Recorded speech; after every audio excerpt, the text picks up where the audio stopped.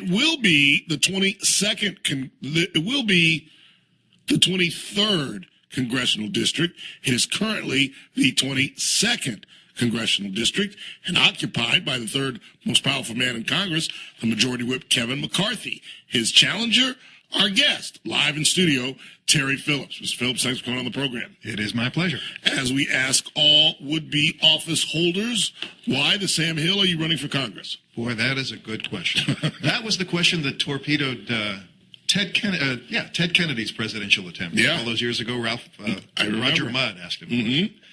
And he didn't have a good answer. And if you had asked me that question 9 months ago, I would have said, I don't want to do this. I'm a journalist. I don't want to run for public office. I like throwing rocks at politicians. But after having traveled around the world, I was born in Fresno, came back to the Valley 8 years ago, and I was kind of shocked to see that in one election after another, in the case of this office, there was only one person's name on the ballot, only one man running for office.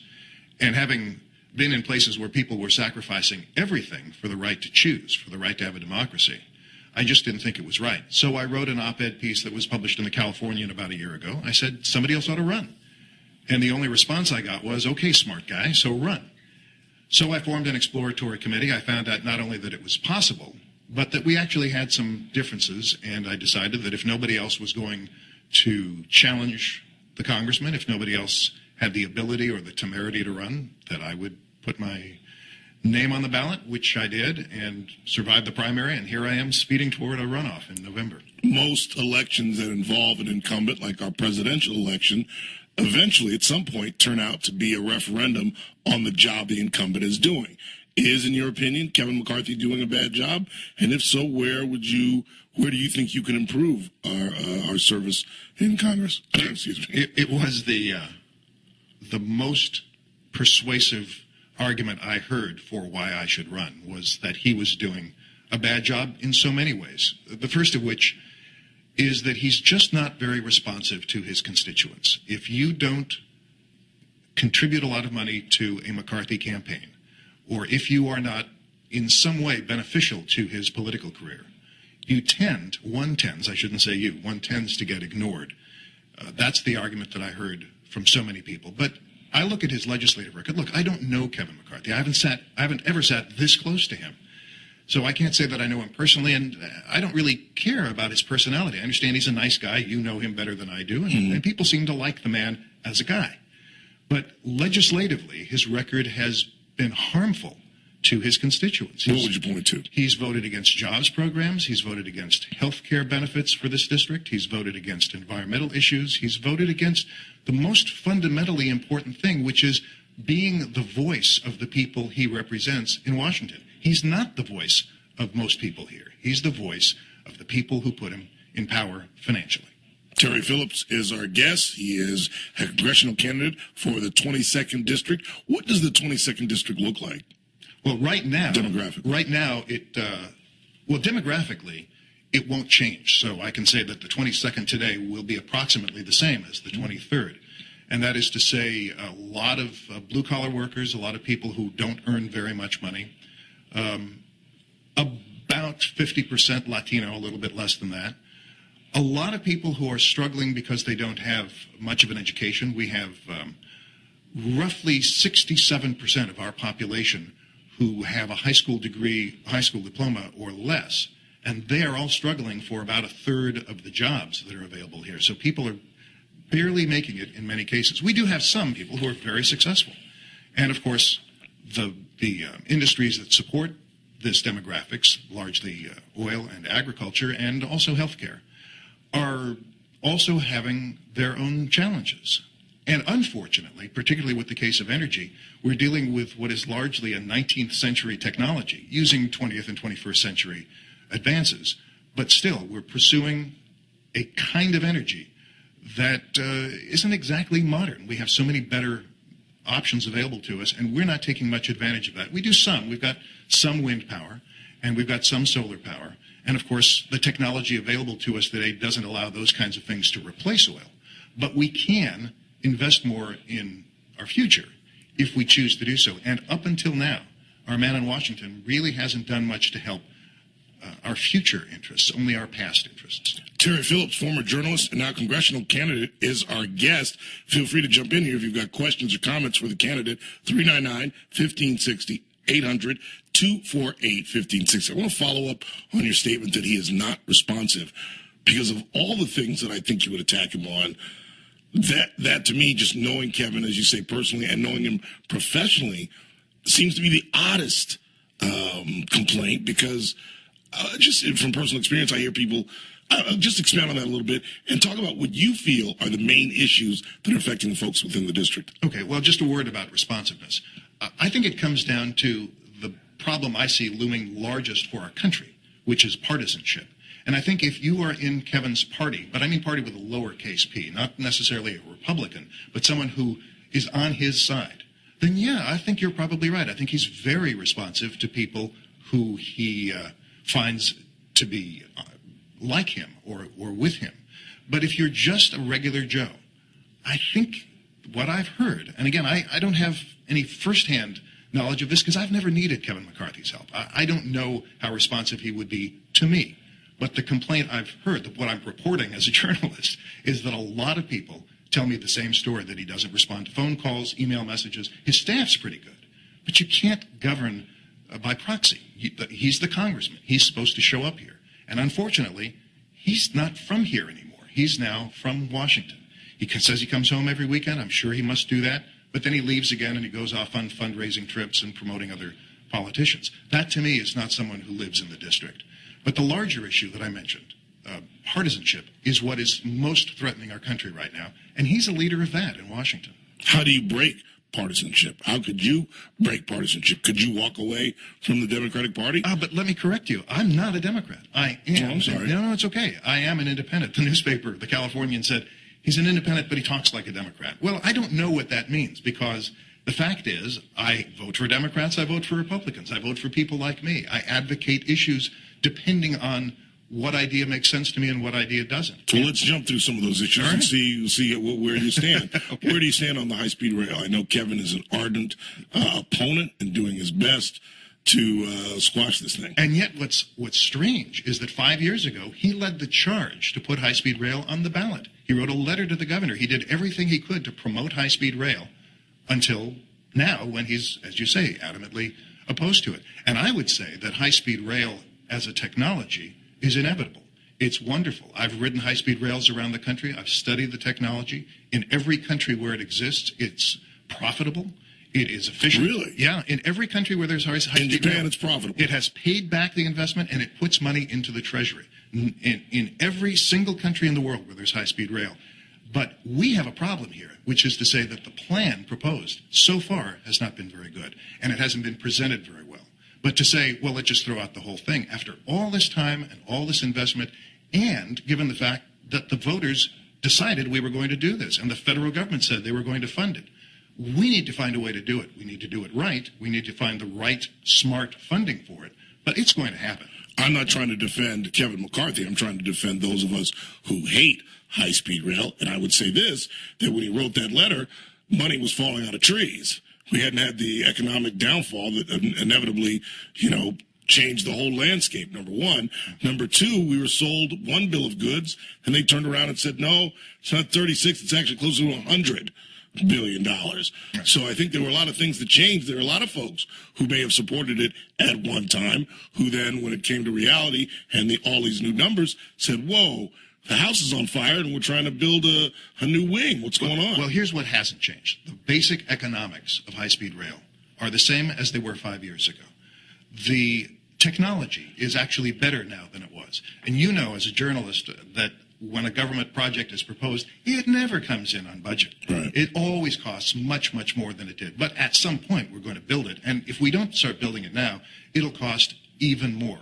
I lived in the Bay Area when BART was proposed, and they wanted to extend it as far south as San Jose, where I was living at the time. And the good people of Santa Clara Valley said, oh, we don't want to pay another half-cent sales tax. Well, now they're going to pay much, much more because they are bringing it south. So economically, while it is true that we are not swimming in excess cash right now, that was also the situation during the Great Depression, where we built the Cooley Dam, where we built Hoover Dam, and so many other public works projects. We weren't as rich at that time. But we found a way to make it work. Terry Phillips is our guest. We'll step aside for just a moment. He's a former journalist who's running against Congressman Kevin McCarthy for the newly formed 23rd Congressional District. Short time out. We'll come back. We'll talk more about high-speed rail.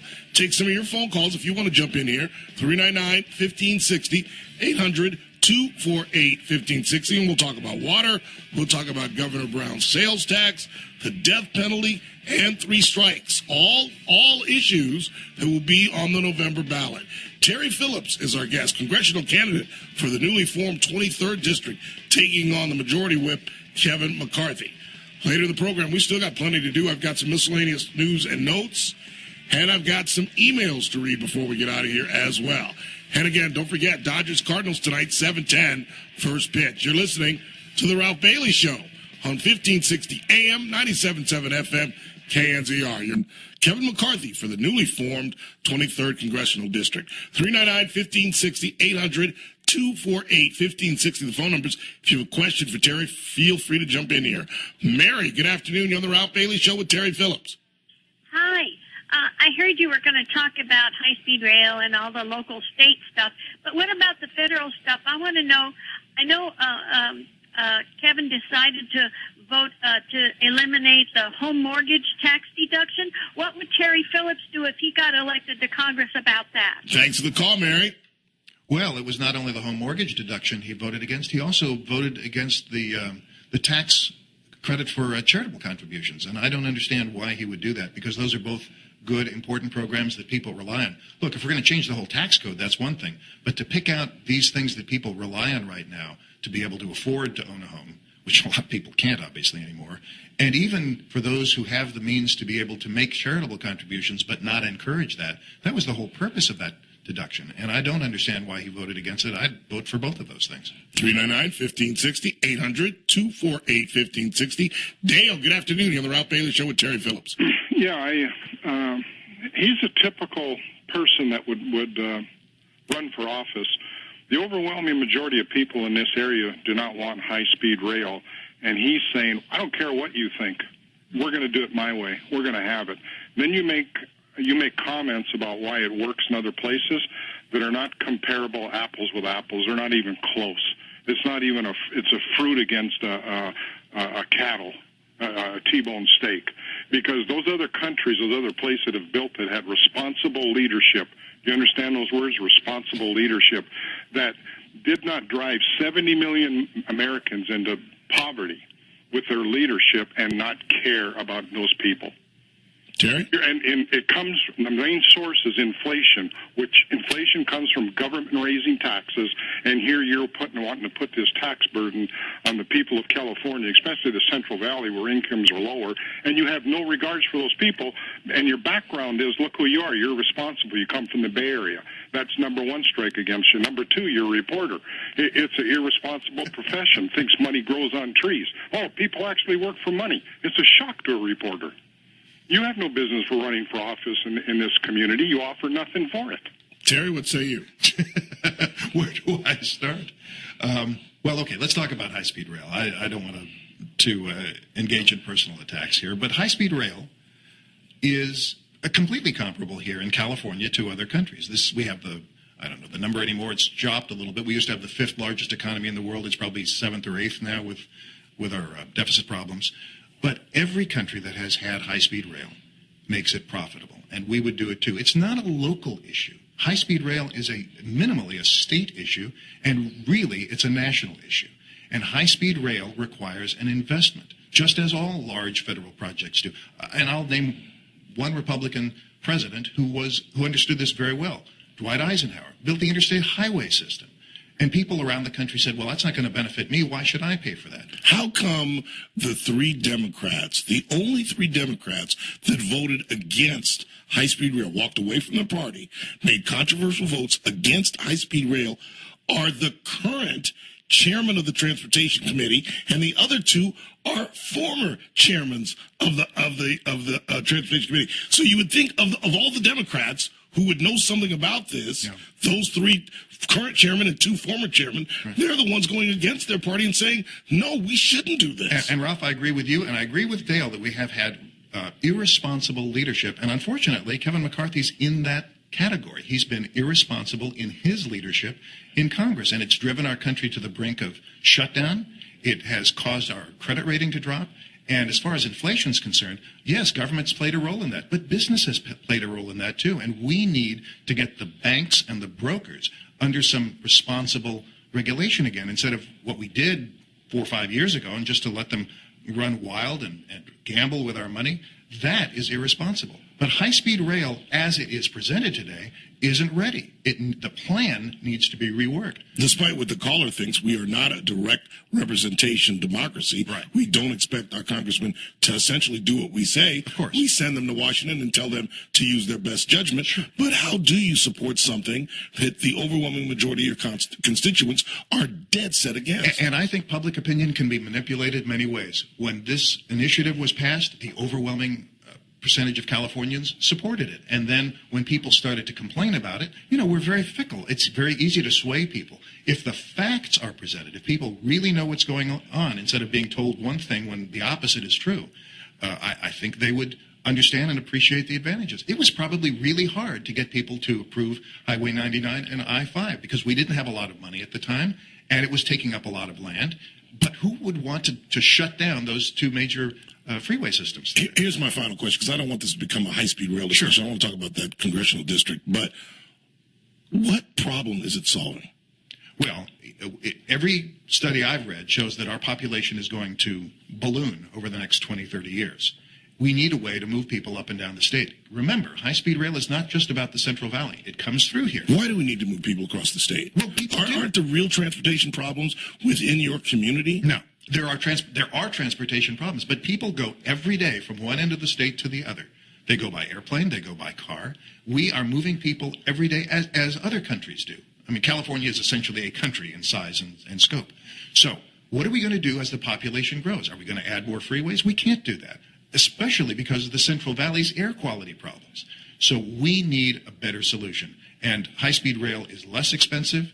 It is more cost-effective in the sense that ultimately it puts money into the system, which freeways do not do, and it mitigates our air pollution problems. Terry Phillips is our guest, former reporter and currently a congressional candidate. And let me, for the record, say I disagree with the caller on reporters as well. Thank you very much. Settle down there. Janet, good afternoon. You're on the Ralph Bailey Show with Terry Phillips. Good afternoon, Ralph. Good afternoon, Mr. Phillips. You kind of stepped on my question a little bit, but I'm going to go there anyway. Ultimately, should you win this election, you are representing the 23rd District. Are you going to take into account the fact that we are a relatively conservative district and represent your constituents within this district and take heed and listen to their voices? Or are you just going to take your agenda and, work it from there? Thanks for the call, Janet. It's a great question. First of all, my agenda is to represent all of the people of this district. Not just the wealthy, not just my friends, not just people who agree with me. Everybody. As far as the word conservative is concerned, let me say that I think that word has been distorted by a lot of people. I think I'm conservative. I come from an old world family. I grew up in an old world Christian church, an Orthodox Christian church. I believe in responsible financing of government. I believe that we should not send our men and women in uniform off to fight unnecessary conflicts, but if they do, their missions should be correctly chosen. We should take care of the wounded when they come home. We should provide a decent opportunity for them to go back to work when the conflict is over. And having covered conflict, I can tell you that I don't just support the troops by word. I served alongside them as a war correspondent. There's so many things that people think of when they think of conservation. I think of Teddy Roosevelt when I think of the word conservative. A great Republican conservative president who created the national park system, who advocated health care. These are things that I consider to be conservative values, not liberal, not left-right, but American conservative original values. Speaking of healthcare, what is your take on healthcare, the healthcare situation, Obamacare, and what grade would you give President Obama after 3.5 years? The greatest threat to our economy right now is the cost of healthcare. It eats up about 20% of our GDP. We spend twice as much as any other country on healthcare, and we get worse results for it. We have a healthcare catastrophe on our hands. We still have millions of people who don't have access to basic health care. Disease is as much of a threat to us as is crime, terrorism, or any of the other things we focused on. We need to find a way to provide access to basic health care for everybody. I think what we have right now is immoral. I don't think this is a political issue. I think this is a moral question. And if we don't address it, not only is it going to break our government financially, it's going to break our back spiritually. We need to fix this. I'm not happy with the Affordable Care Act, or Obamacare as a lot of people call it. I think it needs to be reformed. It needs to be amended. I disagree with Kevin McCarthy that it should be repealed. There's so many things that we've accomplished already with that bill that to throw it all out and start over again, to me, is nuts. But I'm not happy with the state of affairs. As far as President Obama's grade is concerned, I'm like a lot of people. I expected him to accomplish more, but it was a difficult task he was given. I think every president has a difficult task. But frankly, I don't think it matters so much who the president is. I think what matters is what the makeup of Congress is. Congress provides the authority for the president to spend money. And without that, it really doesn't matter who the president is. Terry Phillips is our guest. I've got to go sell some stuff. Okay. Can you hang around for one more segment? Yes, sir. The phones have exploded. We'll get back to Dennis, Mike, and Steve right after this break. Terry Phillips, congressional candidate for the 23rd District, is our guest live in studio. Phone number is 399-1560, 800-248-1560. Take a short time out. Take more of your phone calls.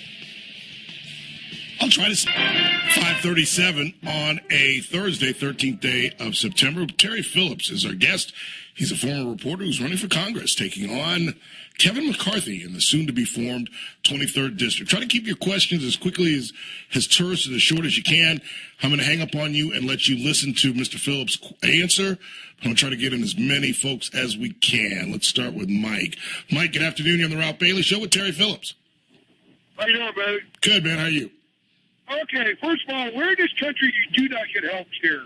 If you get a girl pregnant, you get hurt in a car accident, you go to the hospital, and you see no health money, you get health care in this country.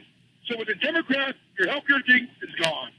Second of all, maybe it'll save a lot of money in this state. You stop going for all these gun laws. Such as you said the other day, Peter Lamar right now, stop it. We have surplus of school money in this state, but we got to spend it for whatever reason where to get more money from the federal government. But nobody's paid for it. It's a lot of money yet. Kevin McCarthy does a damn good job, and that's all ways to it. If you want to run against a politician that needs to be run against, go run against Pelosi and get her out of office. Thanks for the call, Mike. Terry, what say you, sir? Maybe I should move to San Francisco and run against kidding. her. I have to tell Mike that there are tens of millions of people in this country who are either too poor to afford private health care or too rich to qualify for public assistance. And it is costing us all. It's costing us because folks who don't have insurance use the emergency rooms. We pay for that. Folks who get sick aren't working, and that means they're not productive. That means we're paying for that. Folks who get sick oftentimes have communicable diseases. That's a threat to us all. It is in our best interest. It's financially smart to make sure everybody has access to basic health care. And as I said before, it's a moral issue. How can we say that our fellow human beings don't deserve to see a doctor? We're the only so-called advanced country in the world that has that attitude. I think it is a backwards attitude. We need to fix it. 399-1560, 800-248-1560. Steve, good afternoon. You're on the Ralph Bailey Show with Terry Phillips. Yes, sir. I could tell he was a reporter even before you said that. With the exception of you, Ralph, a lot of reporters today don't report the news; they make up the news. and just saying, for example, well, I don't have any firsthand knowledge of Kevin McCarthy, but here's the rumors I've heard. I'm reporting rumors. Let me tell you, I've met Kevin McCarthy a few times. I have a disabled son, and Kevin McCarthy does a lot of volunteer work with disabled, and he's always been very personable. If I said, hey, can I talk to you for a minute, he stops and listens. He's very personable. Contrary to the rumors that you are reporting. As far as the high-speed rail, I'm not sure where you've gotten your information. Everything I've looked up, and I just looked up online, says that most high-speed rails around the country, around the world, are losing money, have to be subsidized. I know the Japanese one, they sold theirs for 1 yen because the government just couldn't afford it anymore. Amtrak loses about $30 per passenger every time someone comes on it. And the biggest proponent of the biggest reason that he's mentioned is that voters voted for it. Well, when we voted for it, we didn't vote for all the spending, and we were told a lot of things that just weren't true. I don't know if he's ever ridden from, say, L.A. to San Francisco on the 99. There's a lot of traffic in L.A. Once you get out of L.A., well, there's hardly any traffic at all. The roads are really clear, and if you do want to travel faster and cheaper, it sounds like airlines are going to be faster and cheaper because the high-speed rail, they're saying now that every time they want to stop, it's going to add 30 minutes to an hour, so it's going to be much slower and cost more than airlines. All right, let's give him a chance to respond. Well, those assertions simply don't square with the facts. The facts are exactly the opposite of what he said. And in fact, high-speed rail is making so much money that in Germany, a second high-speed rail line is being built by a private firm to compete with the government's high-speed rail line so that they can have a high service, sort of first-class service, high-speed rail. But can you compare, let alone Americans, to Germans or Japanese, but Californians? I mean, if you talked about one state who is forever in love with their cars, sure, how in the world am I going to work in Los Angeles, living in Bakersfield, without a vehicle? What am I going to do in Los Angeles when I've got to be in the valley and I'm in the airport? Right, and when you fly from San Francisco to L.A., or from Los Angeles to San Francisco, what do you do without your car up there? I'd get a rental-car, but I wouldn't do it on a daily basis. I wouldn't be flying back and forth. I just think it solves a problem that doesn't exist. Well, he's exactly right. That if you examine what the traffic problems are, it's the 10 and the 405 coming together, or it's Gosford and Truxton. I mean, it's within our communities. Those are the problems that we need to solve. Interstate travel is pretty cool, actually. The overall picture for transportation is not the little bit that we see in the Central Valley. If you go past the Central Valley, if you go outside the Central Valley, you don't even have to get into Los Angeles city limits. Highway 5 is crowded at the bottom of the Grapevine. And the same thing is true once we leave the Central Valley going north. 99, 101, those are all chock full of cars from the time you leave the Great Central Valley. We have to stop looking at this as our problem. This is not a local problem. This is not a local need. We have to look beyond ourselves. That's what Americans do. We work together. We do things for each other. My reading of the Bible is that we are our brother's keeper. That applies to transportation. That applies to health care. We've got a huge problem, as we've read in the paper, with valley fever. I think Dr. Kay was on earlier talking about that. That's an epidemic. I don't know why Kevin McCarthy votes against a bill to regulate agricultural dust, which is part of the way the valley fever is delivered. These are all things that we should be doing to help each other and not just condemn the government, which is our mechanism for working together. Dennis, good afternoon. You're on the Ralph Bailey Show with Terry Phillips. Good afternoon, Ralph. I just called. I just have to disagree with him all the way around. Terry is just dead wrong. The government's going to wind up spending $1 million trying to do an environmental impact study, and then somebody's going to file a lawsuit. They're going to have to go back and do another environmental impact study, and they'll wind up blowing a whole bunch of money, and we'll wind up with 30 feet of track. and the same's true with health care. It isn't that people don't care about health care. You know what? You can go anywhere in Bakersfield, and how many clinics does your buddy Steve Schilling have in this town? So don't tell me you can't get health care. Obamacare is going to wind up taxing the middle class to help the poor people, and I don't mind helping poor people, but I want to know where my tax dollars are going, and I don't think Mr. McCarthy has anything to worry about with this guy running against him. Thanks, Ralph. Thanks, Dennis. What say you? There is a fact that the president said he's not going to tax the middle class, and yet Obamacare, the Affordable Care Act, does in fact put the onus back on the middle class. Yeah, Ralph, the problem is we look at things in the short term, and this last caller is a perfect example of that. He sees what he sees, and he assumes that that's the whole picture. There are about 500,000 people in this valley who don't have the resources for health care. They can be saved. Their lives literally can be saved by some kind of national health care system. And if for some reason the one that's been proposed, and by the way, I don't like the Affordable Care Act. I think it was a lousy compromise. Among other things, it didn't solve the problem of the cost of pharmaceuticals. We should have the right to pay less for our own drugs that are manufactured in this country. Why do the Canadians get to pay less for drugs than we do? Why do the French, for crying out loud, pay less for American manufactured pharmaceuticals than we pay? Well, they left that out. Why? Because every member of Congress was receiving campaign contributions from Big Pharma. These are the kinds of things which I refer to as institutionalized corruption that I would fight against in Congress. And unfortunately, my opponent, Kevin McCarthy, is a poster boy for the need to have campaign finance. Terry Phillips is our guest. We've run out of time. Hamilton, Damon, Greg, I'm sorry, I'm not going to be able to get to you guys, but I'll give you one last effort to tell the folks why you should be elected to Congress. Well, I set out to serve everyone. As I said before, I don't think it's right. I don't think it's fair to have someone in Congress who only represents the few.